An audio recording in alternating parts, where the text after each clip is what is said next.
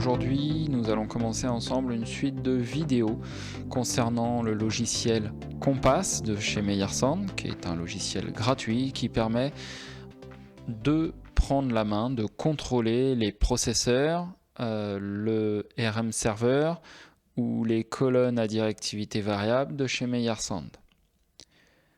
Lorsque vous arrivez sur ce logiciel, normalement vous arriverez donc sur cette page-là. Les onglets ne sont peut-être pas forcément les mêmes et nous allons les détailler ensemble très rapidement. En effet, je peux ici, sur la première partie, choisir quelle fenêtre je veux voir apparaître.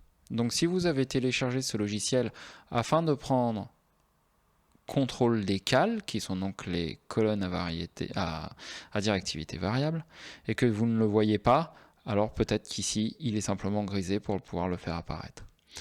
Le monitoring sert lorsque je veux contrôler le RM server, qui est donc une fonctionnalité de Meyer qui permet d'avoir le retour d'informations des enceintes. Tout ce qui est amplification, vitesse des ventilateurs, comment se comportent les haut-parleurs, le limiteur, etc., etc.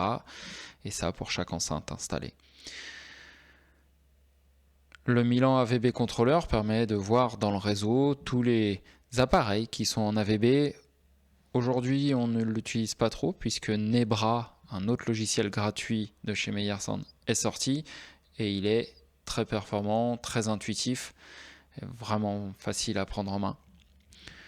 Tout ce qui est contrôle, groupe et système concerne les processeurs et on verra ça en détail dans des futures vidéos. Donc dans cette fenêtre Compass, je peux venir faire apparaître ou disparaître certaines fonctionnalités. Nous voulons juste aujourd'hui découvrir la partie processeur. Ici, je peux jouer sur ma taille d'écran.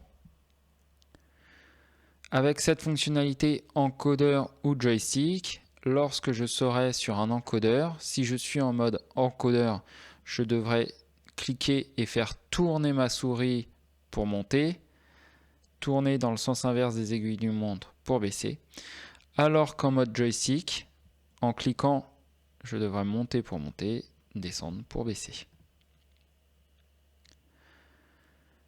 Une autre fonctionnalité qu'il est bien de décrire ici, c'est le mode Night, donc fond noir, ou Day, fond blanc. Par habitude, moi, j'utilise le fond noir, mais vous pouvez faire comme vous le voulez. Une suite de préférences que vous pouvez voir en allant dans les différents onglets sont disponibles. J'en détaillerai certains dans des vidéos futures, mais je vous invite à les découvrir un peu par vous-même car il y en a quand même pas mal. Je vais aller maintenant dans processeur. Dans processeur, on peut voir que j'ai un Galaxy. Ce Galaxy, je l'ai créé puisque je n'ai rien de connecté. Je n'ai pas de Galaxy au moment de faire cette vidéo. Vous ici, vous pouvez donc ouvrir le Compass et pouvoir suivre ce que je vais vous montrer. Ou alors, vous pouvez aussi très bien vouloir préparer un futur show ou reloader un ancien show que vous aviez pour pouvoir voir quelles sont les corrections que vous aviez faites à l'époque, juste pour contrôler avant d'aller sur votre plan, en utilisant ce qu'on appelle une machine virtuelle. Si j'avais une machine réelle de connecter, alors ce bouton-là serait de couleur un peu jaune-marron et ce serait marqué Connect. Et en cliquant dessus, il deviendrait bleu, Connecting, et cet onglet bleu. Actuellement, je n'en ai pas. Je vais donc cliquer sur Use Virtual. Voilà, l'onglet est bleu. J'ai donc une machine virtuelle de créer. En cliquant dessus, je vois apparaître d'autres onglets.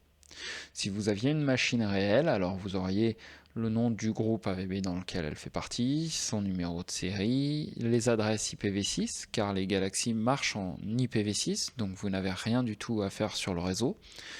Si d'ailleurs vous ne voyez pas votre machine, il y a fort à parier que cela vienne soit de votre câble, soit d'un convertisseur, par exemple USB-C vers Ethernet, soit peut-être, dans quelques rares cas, le fait que votre Wi-Fi soit on, mais il semble que ce problème ait disparu avec les mises à jour, notamment chez Apple. Vous trouverez le MAC adresse, etc. Cette partie-là que vous voyez permet de gérer tout ce qui est mode du Galaxy. Vous le voyez peut-être mal, mais si on avait un vrai Galaxy, alors ces onglets ne seraient pas grisés. La première fonction, c'est de rebooter la machine en mode normal. C'est-à-dire que si là je veux rebooter la machine, alors je peux cliquer dessus et elle va redémarrer. Le deuxième onglet, en dessous, c'est redémarrer sur le mode recovery.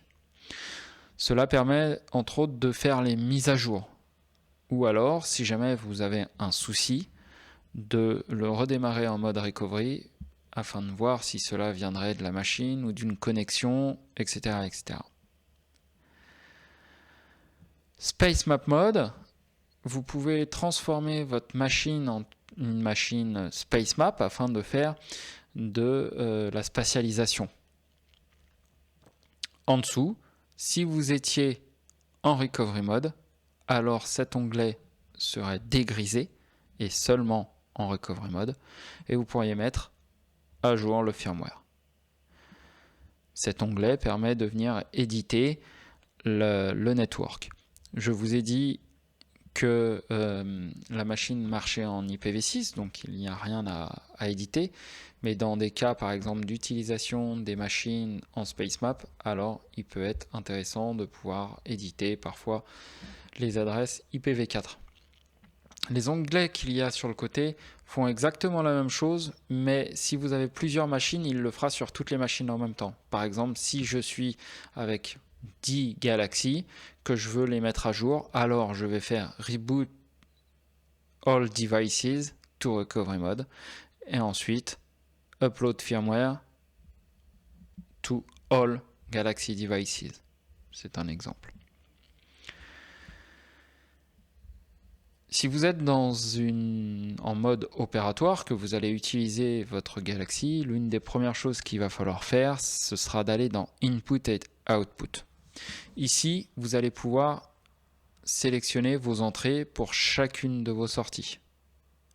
Par exemple, sur l'entrée A, vous pourriez être en analogue. Et en entrée B, choisir un AES. Sur l'entrée C, un AES R, le même. D, un analogue. Ou alors des AVB. J'ai pas de machine AVB ici, mais si j'en avais une, je la verrais apparaître et je pourrais aller chercher une partie de ces bus AVB.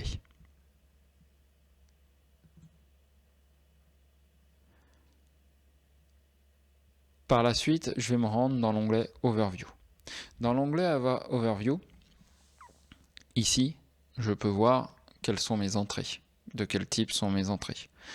C'est quand même pas mal, car si jamais j'ai un problème de modulation, je peux regarder dans quel mode je suis. Par exemple, je sais que j'envoie de l'analogue en 2, il se passe rien, ou des choses bizarres. Ah ouais, mais je vois que je suis en AES, alors je vais dans Setting, Input, Output. Donc ici, je vais retrouver mes 8 entrées, car j'ai choisi un Galaxy 816. 8 entrées, 16 sorties.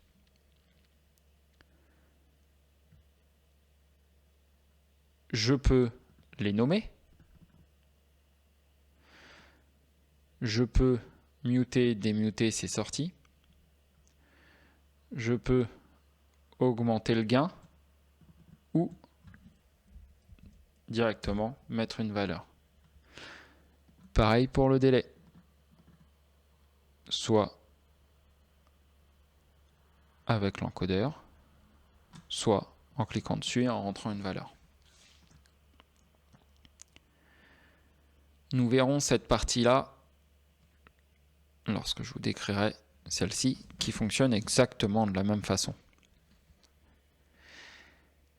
Par entrée, j'ai un processing. En cliquant sur ce processing, ça m'ouvre cette fenêtre.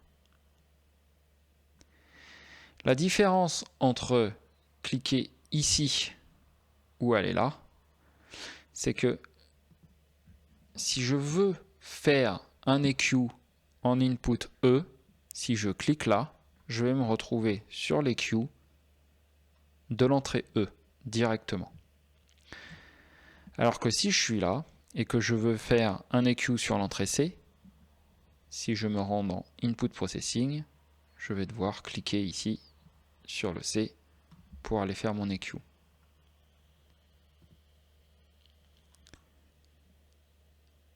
Concernant les EQ en input, je retrouve ici mon label, mon gain, mon délai,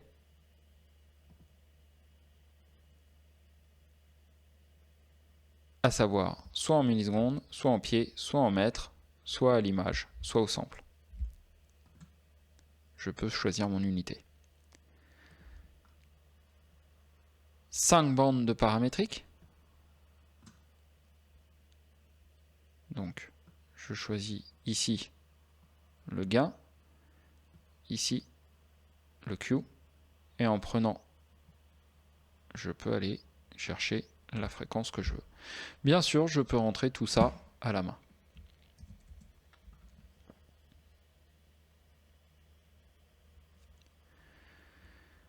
Dans certaines petites options, je peux décider de voir 2 entrées ou une seule à la fois. Je peux en voir même d'autres en cliquant ici, en choisissant qu'est-ce que je veux voir exactement.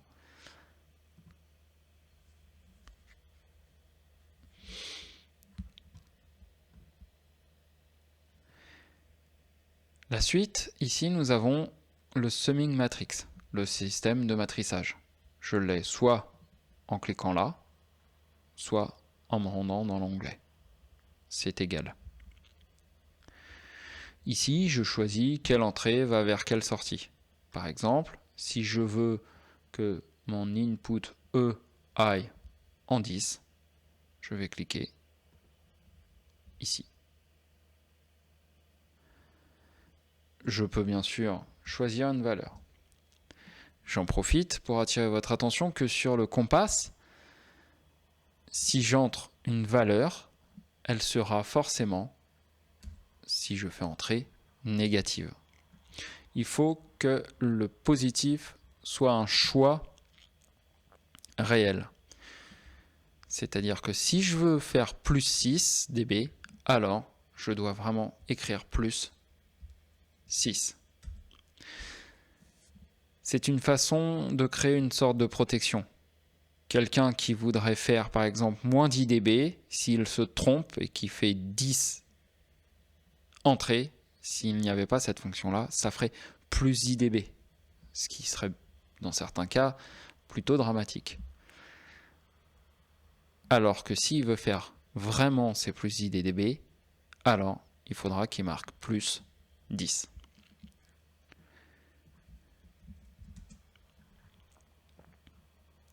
Si jamais je veux enlever ce lien, j'ai juste à recliquer dessus.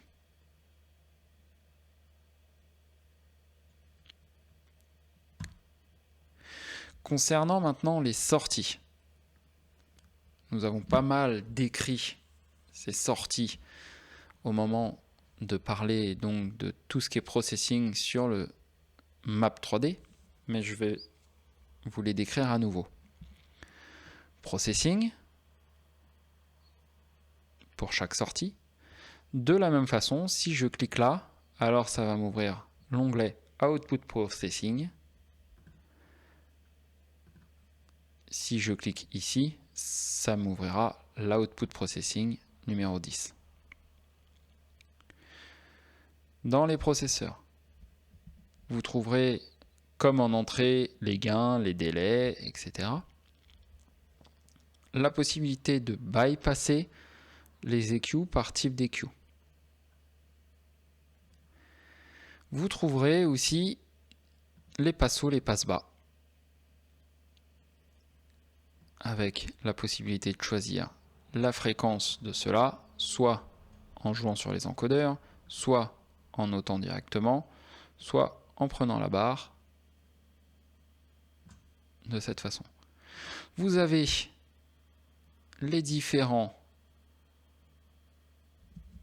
ordres de processeurs et types. D'afficher, forcément, vous aurez et l'amplitude de l'EQ, mais aussi ce qui induira sur la phase. Donc attention, un fort EQ n'est pas anodin.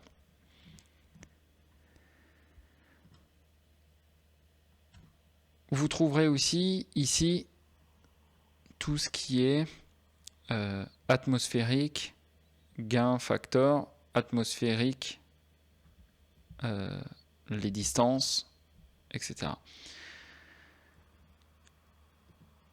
Vous retrouverez ce réglage-là ici.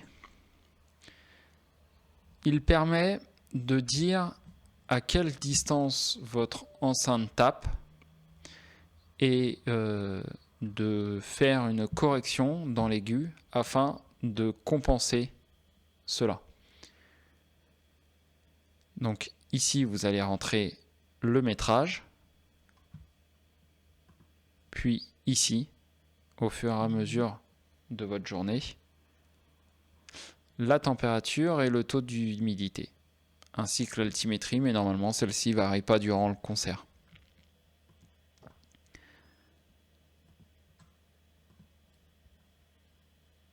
L'atmosphérique gain factor, en fait, c'est un pourcentage de cette correction. En effet, cette correction, c'est un calcul mathématique, mais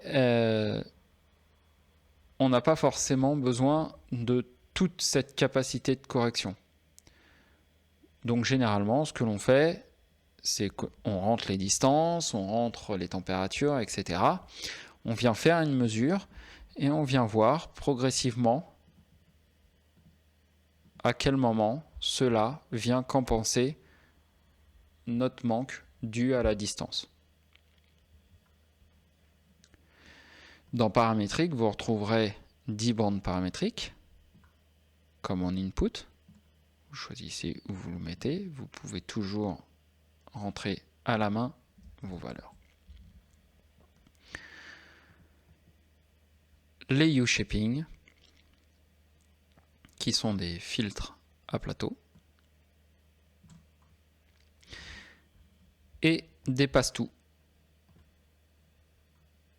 Le principe du passe-tout étant de ne pas agir sur l'amplitude, mais seulement sur la phase. Étant donné que les enceintes Meyer sont faites pour fonctionner entre elles, normalement, vous n'en avez pas besoin.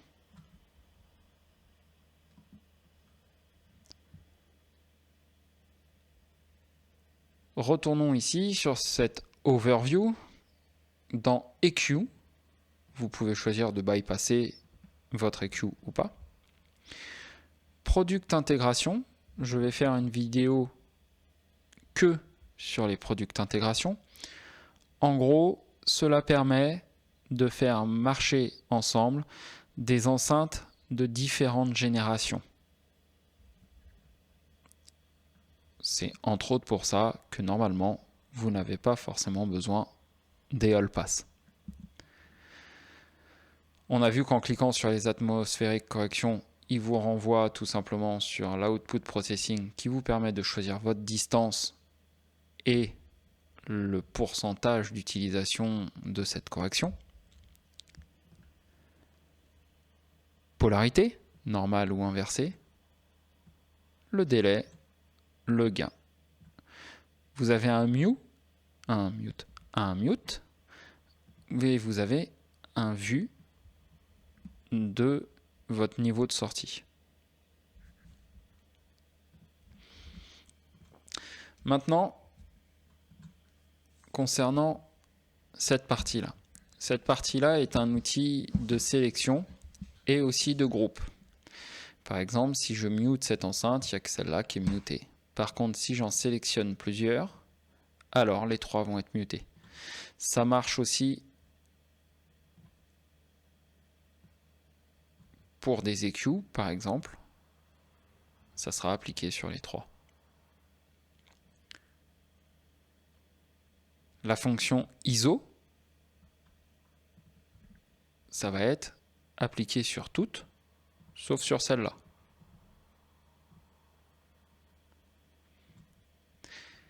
Par la suite, vous avez une fonction de link, c'est-à-dire que si je choisis que ces trois enceintes sont sur le groupe 1, je dois débypasser le groupe 1, je vois qu'il est en bleu. Alors quand je les sélectionnerai ou désélectionnerai, elles seront ensemble. Toujours pareil, si je veux en exclure une, alors je fais ISO.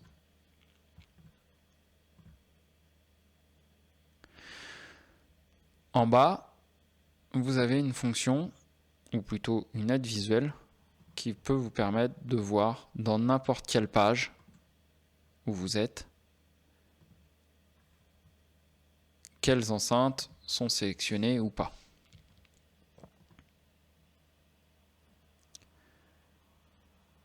D'ailleurs, vous avez pu remarquer, nous avons une page avec des faders pour les entrées.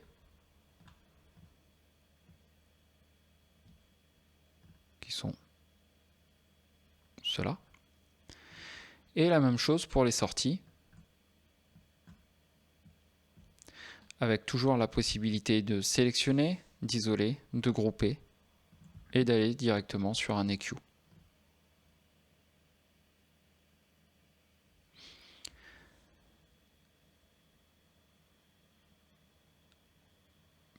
Par la suite, une autre page qui est très importante pour un début, une prise en main, la page projet.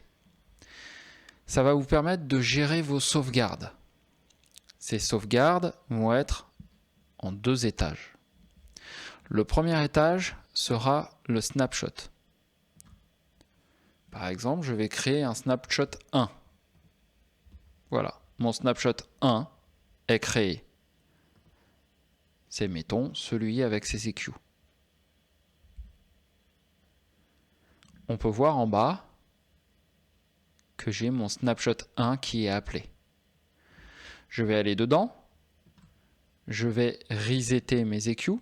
Pour cela, il vous suffit de faire clic droit. On peut voir que je n'ai plus d'EQ. Et je peux voir ici que le snapshot 1 a été modifié. Ça me dit, attention, si là tu décides de couper ton Galaxy et que tu décides de le rallumer et que il se passe quelque chose, puisque normalement il revient toujours à son état. On va voir qu'on peut faire en sorte qu'il revienne sur un snapshot. Donc il devrait revenir dans cet état-là. Mais mettons, si je veux prendre la mémoire qu'il y a dans ce Galaxy et la mettre dans un autre Galaxy, cette modification ne sera pas prise en compte. Là, j'ai deux possibilités. Soit je fais Update, ça va me créer un nouveau snapshot 1, ça va écraser l'ancien, donc écraser mes EQ, je ne les retrouverai plus jamais. Soit je peux faire create et en créer un. Alors soit en cliquant là, soit en allant là et faire create new. Mettons, on va l'appeler snapshot 2. Si jamais je double-clique sur snapshot 1, alors je retrouve mes EQ. Snapshot 2, ça me remet à mon état. Dès que je vais faire quelque chose, il va me faire modifier. Par exemple, je vais l'appeler snapshot 3. Bien sûr, je peux mettre un comment. Lorsque je fais du calage, ce qui m'arrive de faire, c'est créer des snapshots et au niveau des commentaires, juste mettre l'heure. C'est plutôt pratique.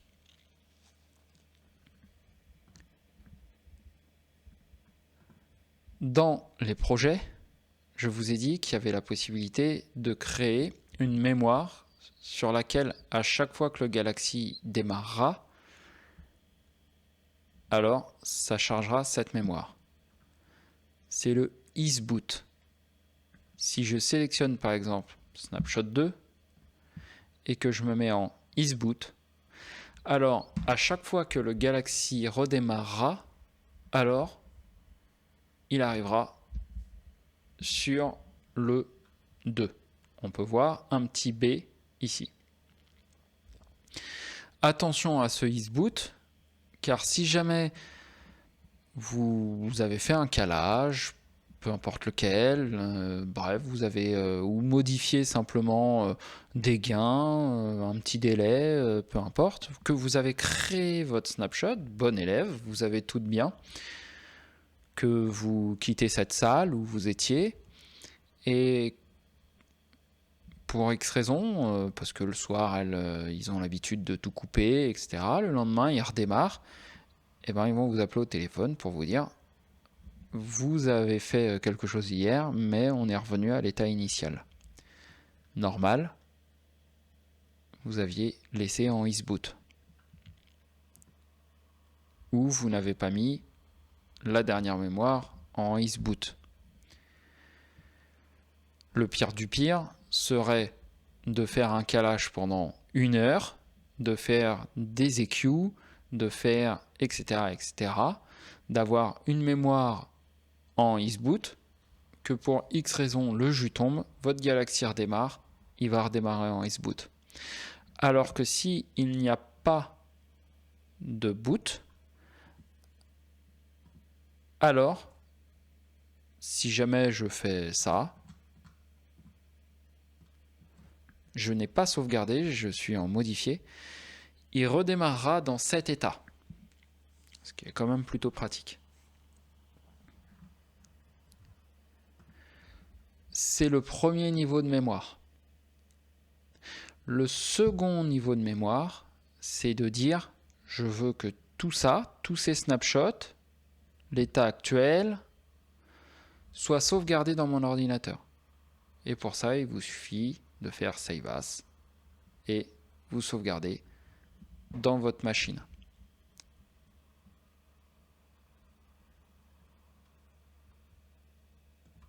Normalement, avec cette petite explication, vous devez déjà avoir la possibilité de prendre en main le Galaxy. Je vous invite à nous rejoindre sur Facebook. N'hésitez pas à nous contacter sur le site de Best Audio and Lighting ainsi que sur notre Facebook, à nous poser des questions si vous en avez besoin. Je vous y répondrai. Je vous dis à bientôt.